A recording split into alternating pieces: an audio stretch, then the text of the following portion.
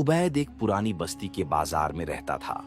Baghdad के इस शहर के बाजार में जहां हर तरफ धूल और भीड़ थी, वहां गरीबी का ऐसे धूम था कि हर चीज एक दर्द और मुसीबत का निशान लगती थी। उबैद एक बूढ़ा और गरीब मजदूर था, लेकिन उसकी आंखों में एक नूर था जो उसके दिल की सफाई और नेक दिल होने का सबूत था। उबैद को काम की तलाश थी, लेकिन हर रोज उसे खाली हाथ वापस आना पड़ता था। उसके पुराने कपड़े जिसमें बहुत ज्यादा फालतू जगह थी, और उसका चेहरा जो गरीबों का दर्द छुपाता था, उसे कभी भी कोई काम न मिलता। वो हर दिन बाजार के कोने में खड़ा होता, छोटी सी झुनझुनी में झूलता, अपनी तकदीर को समझता और लोगों से काम की उम्मीद करता। उबैद की जिंदगी में एक खास बात थी, उसका दिल हमेशा दूसरों की मदद करने की कोशिश करता। अगर कोई गरीब और बेचारा जिंदगी की झिलमिल रात में बेकार हो, तो उबैद उसकी मदद करने की पूरी कोशिश करता, चाहे उसके पास खुद कुछ भी न हो। उसका एक पुराना झोला था जिसमें कभी कुछ फलों के कुछ टुकड़े होते, कभी थोड़ा पानी और कभी एक टुकड़ा रोटी का। अगर वो देखता कि कोई भूखा है तो वो अपने थोड़े से खाने से उसे दे देता। एक दिन बाजार में एक आदमी आया जो अपनी ढीली ढाली जुब्बा पहने हुए था। उसने उबैद को देखा और उससे कहा, उबैद, तुम्हारे जैसे गरीब लोगों की मदद करते हो, लेकिन तुम्हारे अपने लिए कुछ नहीं है। तुम्हारा दिल इतना नेक है कि इस बाजार की हर एक रोशनी में तुम्हारी रोशनी है। तुम्हें इस काम का इलाज मिल सकता है। उबैद ने उस आदमी को देखकर कहा, मुझे सिर्फ अपने काम की जरूरत है। अगर मुझे अपना काम मिल जाए तो मैं हर दिन मदद कर सकता हूं, लेकिन अगर मुझे काम न मिले तो किस तरह दूसरों की मदद कर सकता हूं। वो आदमी मुस्कुराया और कहा, तुम्हारे जैसे दिल वालों को कभी कभी जिंदगी नए रास्ते दिखाती है। तुम्हें एक नई राह मिलने वाली है, बस अपनी उम्मीद को जिंदा रखो। उस दिन के बाद उबैद को एक ऐसे काम का मौका मिला जो उसके लिए बिल्कुल नया था। उसको बाजार के एक अमीर और बड़े दुकानदार का काम मिल गया, जहां उसको छोटी सी मदद देनी थी। उबैद अपने नए काम में मशरूफ था। हर दिन दुकान पर काम करता, लेकिन दिल में वो हमेशा दूसरों की मदद करने का सोचता रहता। उसने अपनी पुरानी जिंदगी से कुछ सीखा था, लेकिन कुछ न कुछ कमी अब भी महसूस होती थी, जैसे वो कुछ और कर सकता हो अगर उसे जिंदगी में थोड़ी और मदद मिलती। एक दिन जब उबैद अपने काम से खत्म होकर दुकान से निकल रहा था, तो बाजार के एक किनारे पर एक घोड़ा खड़ा था। उसके ऊपर एक शख्स सवार था जिसका जिस्म पूरा ढका हुआ था, और उसकी आंखों में एक गहराई थी जो उबैद से कुछ कहना चाहती थी। वो आदमी घोड़े पर से उतरकर उबैद के पास आया। सलाम उबैद, उस शख्स ने अपनी आवाज में कुछ खास गर्माहट थी। मुझे पता है तुम्हारा दर्द, तुम्हें काम की जरूरत है, लेकिन तुम्हारे अंदर कुछ खास है। तुम्हारे जैसे दिल वालों को मैं कभी नहीं भूल सकता। उबैद ने कुछ समझकर उस आदमी को देखा, लेकिन उसका चेहरा अजब था। वो थोड़ा थोड़ा समझ रहा था कि ये आदमी कहां से आया था और क्या चाहता था। कौन हो तुम? उबैद ने सवाल किया। मैं एक सफर पर हूं उबैद, और मुझे पता है तुम्हें क्या जरूरत है। तुम्हारे जैसे नेक लोग कभी अपनी तकदीर नहीं समझते। तुम्हें खुद अपनी तकदीर को समझना होगा। उस आदमी ने अपनी बात को पूरी गर्माहट के साथ कहा। उबैद के दिल में कुछ बदला। उस आदमी की बातें कुछ अजीब लग रही थीं, लेकिन किसी न किसी वजह से उसकी बात में सच्चाई थी। तो फिर तुम क्या चाहते हो? उबैद ने धीरे से पूछा। मैं तुम्हें अपने साथ चलने के लिए कह रहा हूं, उस आदमी ने मुस्कुराते हुए कहा। मुझे तुम्हारे अंदर एक ऐसी ताकत नजर आती है जो किसी को नहीं मिलती। तुम्हारे जैसे इंसान को अपने साथ होना चाहिए। मेरे साथ चलो और मैं तुम्हें दिखाता हूं कि जिंदगी में कुछ और भी है। उबैद ने कुछ वक्त के लिए सोचा। उसके जहन में कई सवाल थे। उसने अपनी जिंदगी को देखा जिसमें गरीबी थी। वो अपने काम को और अपने छोटे से घर को देख रहा था, और उसके अंदर एक खौफ था कि अगर वो इस अजनबी आदमी के साथ चला गया तो वो किस रास्ते पर चल जाएगा। लेकिन उसके अंदर एक उम्मीद थी, एक चमक थी जो कभी मिटती नहीं थी। शायद ये मौका था, शायद ये उसकी जिंदगी का वो पल था जिसे वो तलाश रहा था। मैं तुम्हारे साथ चलूंगा, उबैद ने आखिरकार कहा। आदमी ने उसकी तरफ देखा और मुस्कुराते हुए कहा, अच्छा, तुम्हें जो समझना था तुमने समझ लिया। अब तुम मेरे साथ चलो और देखना तुम्हें किस तरह काम मिलेगा और तुम अपनी तकदीर को अपने हाथ में ले सकते हो। उबैद ने अपनी पुरानी जिंदगी को एक नजर देखा और फिर अपनी आंखों को उठाया। वो घोड़े के पास गया और आदमी ने उससे कहा, छुप जाओ अपने दर्द से। तुम अब अपने सपने की तरफ बढ़ रहे हो। उबैद घोड़े पर सवार हो गया और दोनों चल पड़े, बाजार के उस हिस्से से दूर जहां कोई उसे नहीं जानता था। उबैद का दिल धीरे धीरे धड़क रहा था और उसके जहन में कई सवालात घूम रहे थे। उसने पहले कभी अपनी जिंदगी के इस मोड़ पर अपने आप को नहीं देखा था। ये सफर, ये आदमी और वो घोड़ा, सब कुछ उसके लिए अजीब था। जहां तुम चाहते हो मुझे वहां ले जाओ, उबैद ने अपने अंदर के डर को दबाकर कहा, लेकिन उसकी आवाज में अब भी थोड़ा सा घबराहट थी। आदमी ने मुस्कुराते हुए घोड़े का रुख मोड़ दिया और कहा, तुम्हारे अंदर जो कुछ है वो तुम्हारे लिए है उबैद। तुम बस अपना दिमाग साफ रखना और मुझ पर भरोसा रखना। धीरे धीरे दोनों जंगल के रास्ते की तरफ बढ़ रहे थे। जैसे जैसे वो आगे बढ़ते गए, रास्ता और ज्यादा पुराना और उदास होता गया। जंगल के दरियाफ्त होने के बाद वो आदमी उबैद को उस रास्ते पर ले गया जो किसी और ने कभी नहीं देखा था। हर रास्ता, हर पत्थर और हर पहाड़ी उबैद के लिए नई थी। ये कहां लेकर जा रहे हो तुम? उबैद ने कुछ देर बाद अपनी घबराहट को समझते हुए पूछा। आदमी ने बिना मुड़कर देखे कहा, तुम बस मेरे साथ रहो, तुम्हें सब समझ आ जाएगा। तुम्हारे लिए ये सब कुछ जरूरी है। उबैद ने उस आदमी की बात को समझने की कोशिश की, लेकिन फिर भी उसके मन में अनेक सवाल थे। उन्होंने छुपकर अपनी आंखों में उस सफर का डर रखा था जो वो अभी अपने सामने देख रहा था। थोड़ी देर बाद जब वो दोनों जंगल की गहराइयों में घुस गए तो उनका सफर एक पुरानी सी छत वाले घर तक ले गया। घर का दिखावा कुछ अजीब था। पुरानी दीवारें, पतली सी राह और वहां से पुरानी सी रोशनी का एक पहलू छा रहा था। उबैद को कुछ समझ नहीं आया। उसने सोचा, क्या ये सच में उन लोगों का घर है जिन्होंने अपनी जिंदगी को अपने ही हाथों में संभाला है? आदमी ने घोड़े को एक छत के नीचे बांधा और फिर उबैद से कहा, ये मेरा घर है, तुम यहां रहो और तुम्हारे सब सवालों का जवाब मिल जाएगा। उबैद का दिल धड़क रहा था, लेकिन उसने अपने मन में थोड़ी हिम्मत जमाई। क्या तुम सच में मुझसे कोई दिखावा नहीं कर रहे हो? कहां ले आए हो मुझे? उसने धीरे से कहा। आदमी ने घबराहट को महसूस किया, लेकिन उसने अपने चेहरे पर एक पुरानी मुस्कुराहट डालकर जवाब दिया, उबैद, तुम बहुत कुछ समझ रहे हो, लेकिन तुम्हें अपनी सोच को और गहरा करना होगा। तुम्हें अपनी जिंदगी का असली मतलब समझना होगा। आज तुम्हारे लिए एक नई राह खुल रही है। उबैद का दिल अब भी था, लेकिन उसका मन ये समझने की कोशिश कर रहा था कि ये जो कुछ हो रहा है, क्या ये सच में उसकी तकदीर है? आदमी ने उसे घर के अंदर बुलाया। उबैद का दिल धीरे धीरे धड़क रहा था, लेकिन उसने अपने अंदर का डर थोड़ा कम करने की कोशिश की। जब वो घर के अंदर गया तो उसने देखा कि अंदर कुछ पुरानी चीजें थीं। पुराने कपड़े, जैसे किसी और जमाने के लोग यहाँ रहते हों। घर का हर कोना एक पुरानी रोशनी से भरा था जो दिल को शायद सच्चाई का एहसास दिलाती थी। उबैद ने उस आदमी से कहा, मैं यहाँ आके कैसे रहूंगा? मेरे लिए ये सब नया है। आदमी ने जवाब दिया, ये घर तुम्हारे लिए है उबैद। तुम्हारे अंदर जो सबसे ज्यादा जरूरत थी वो ये था कि तुम अपनी असली तकदीर को पहचानो। तुम्हारे अंदर जो जान है वो तुम्हें यहाँ आने की वजह दिखाएगी। तुम बस अपना दिमाग खुला रखो और अपने दिल को सुनो। उबैद का दिल अब भी थोड़ा सा गमगीन था, लेकिन उसने सोचा कि कुछ न कुछ है जो वो इस सफर में सीखने वाला है। उसके अंदर जो कुछ था वो इतना बड़ा था कि उसने सोचा, हो सकता है कि ये सफर मेरी जिंदगी का सबसे ज्यादा अहम सफर हो। आदमी ने अपने आप को थोड़ा रिलैक्स करते हुए एक छोटी सी पोटली निकाली जो उसने अपने कपड़ों के अंदर से छुपा कर रखी थी। वो पोटली बिल्कुल साफ थी, लेकिन इसकी रोशनी कुछ खास थी। आदमी ने उबैद की तरफ देखा और कहा, ये लो उबैद, और उसने वो छोटी सी पोटली उबैद के हाथ में दे दी। उबैद ने पोटली को अपने हाथ में उठाया। उसने देखा कि पोटली के अंदर सोना था, छोटे छोटे सोने के सिक्के। ये एक बहुत ही गहरी और पुरानी चीज थी। उबैद ने सोचा, ये सोना किस काम का होगा? मैं ये क्या करूंगा? उसका मन भर गया, लेकिन फिर भी उसने सोचा कि ये पोटली उसके लिए काफी अहमियत रखती होगी।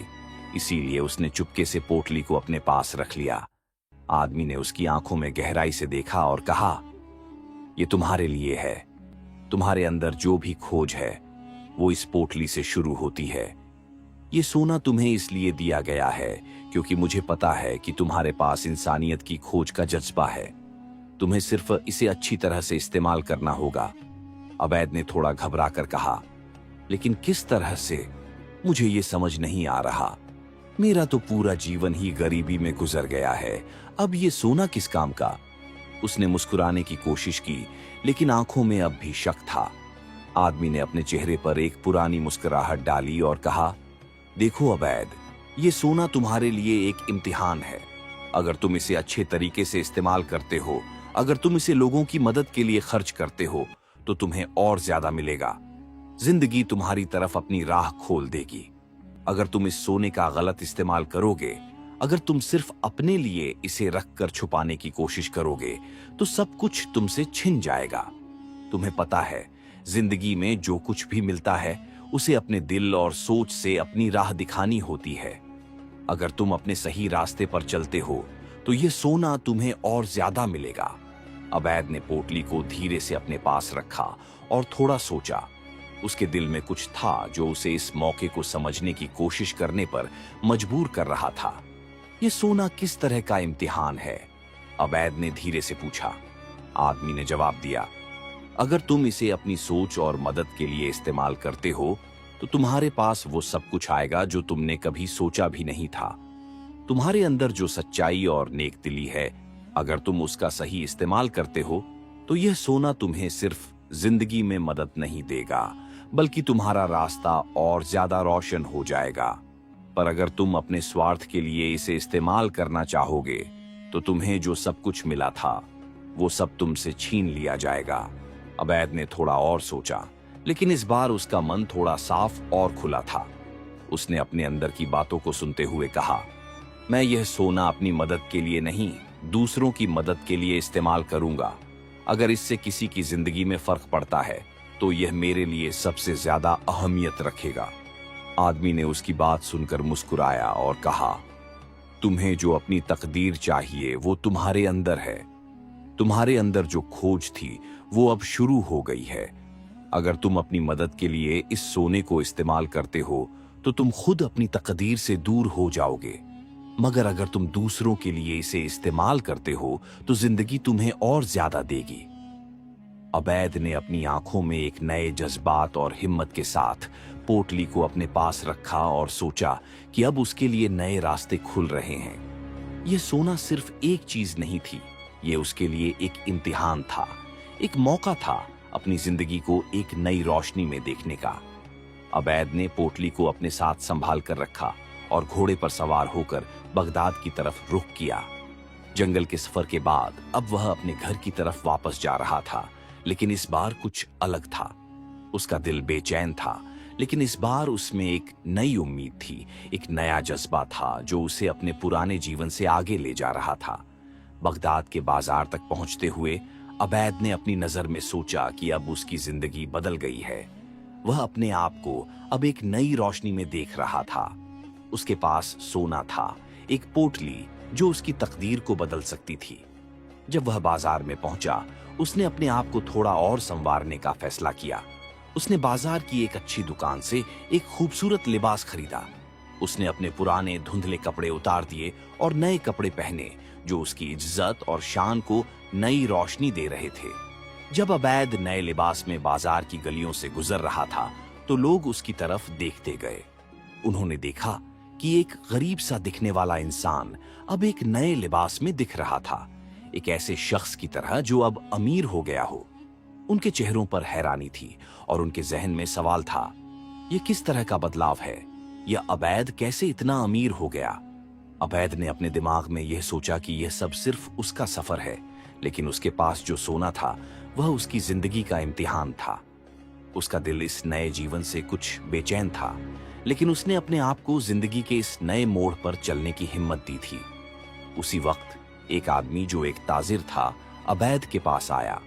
उसकी आंखों में चालाकी थी और उसने अवैध को देखकर अपने चेहरे पर एक मुस्कुराहट डालते हुए कहा, अवैध, तुम्हारी बदलती हुई जिंदगी को देखकर मुझे लगा कि तुमने कुछ ऐसा कर दिखाया है जो बहुत कम लोग कर पाते हैं। तुम्हारे पास जो सोना है वह तुम्हें और भी बड़ा कर सकता है। अवैध ने थोड़ा हैरान होकर उस आदमी को देखा। तुम कौन हो? उसने पूछा। तुम्हें शायद याद नहीं होगा, लेकिन मैं तुम्हारे पुराने दोस्तों में से एक हूं।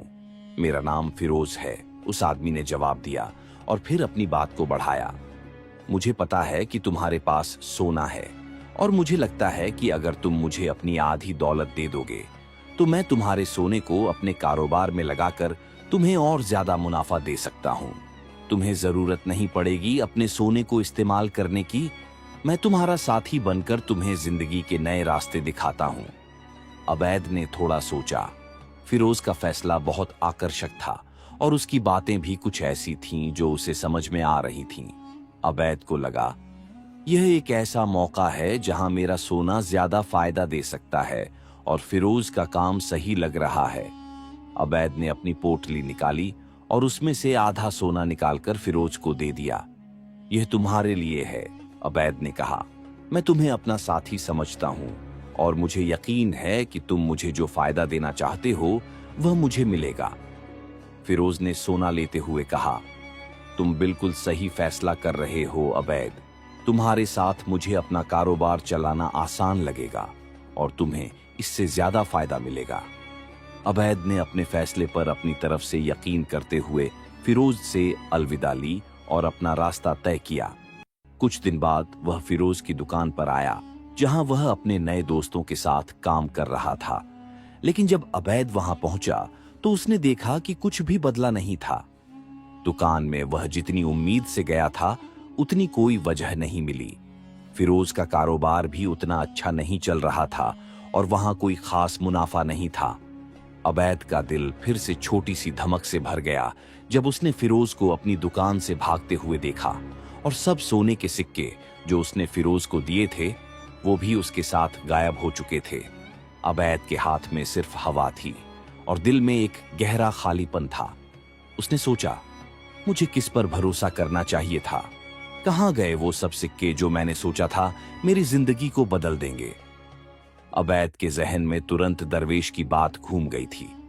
उसने अपने आप से कहा, वो सही था, मैंने अपने पैसे गलत जगह पे लगाए। उस वक्त अवैध ने घोड़े के रुख की तरफ देखा और अपने अंदर का वो पुराना जज्बा जगाया जो उसने कभी सोचा भी नहीं था। अवैध ने सोचा, मैं अपनी जिंदगी में कुछ अच्छा करना चाहता हूं।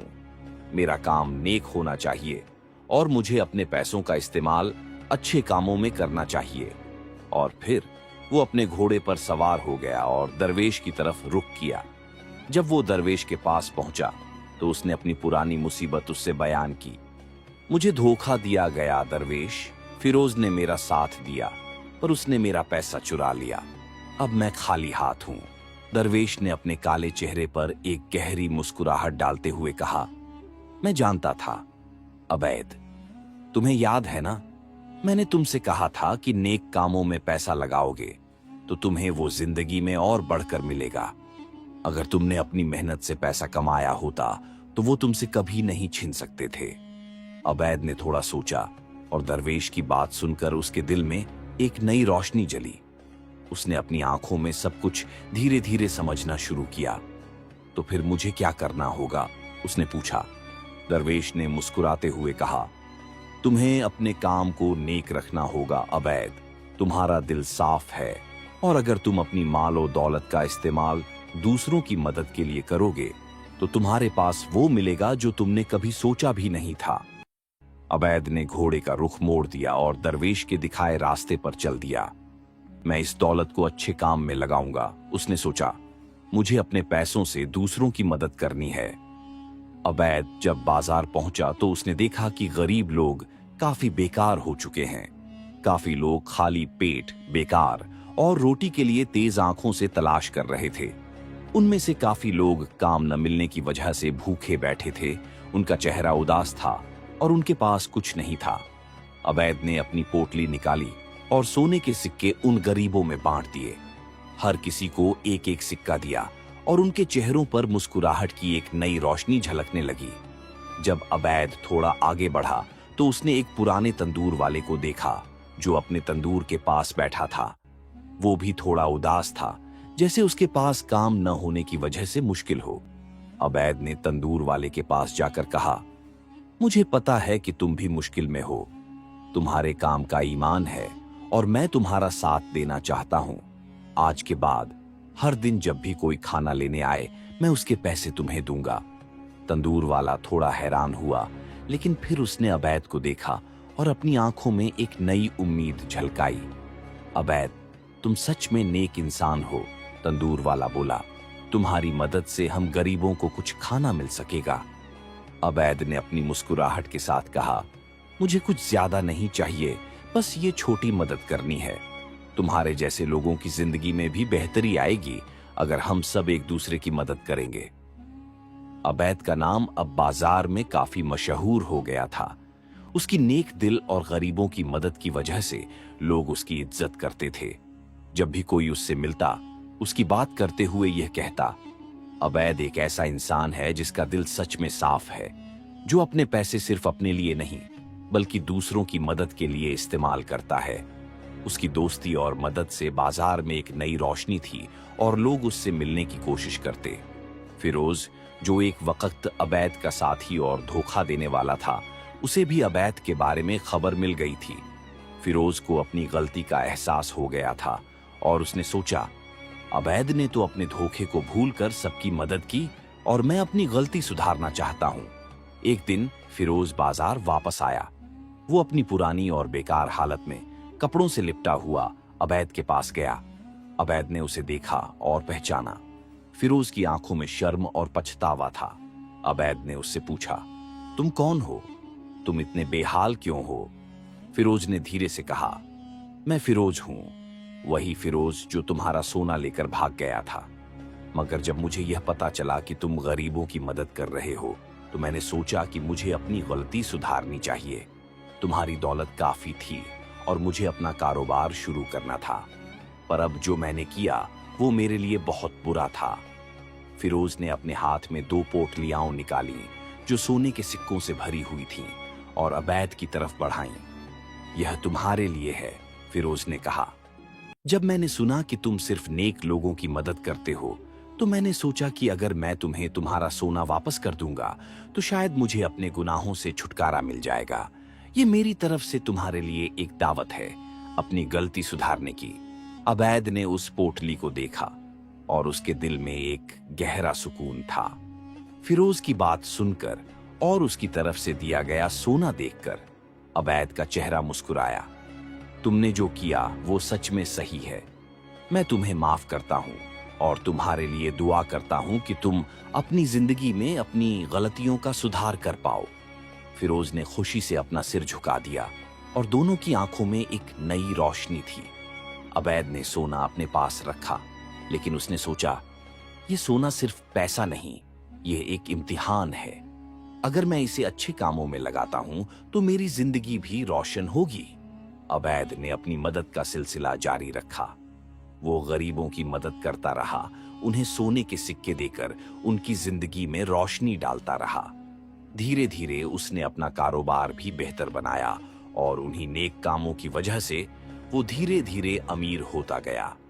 अबैद की जिंदगी एक मिसाल बन गई थी कि अगर इंसान अपने पैसे नेक कामों में लगाए तो वो सिर्फ अपनी जिंदगी नहीं बल्कि दूसरों की जिंदगी भी बेहतर बना सकता है।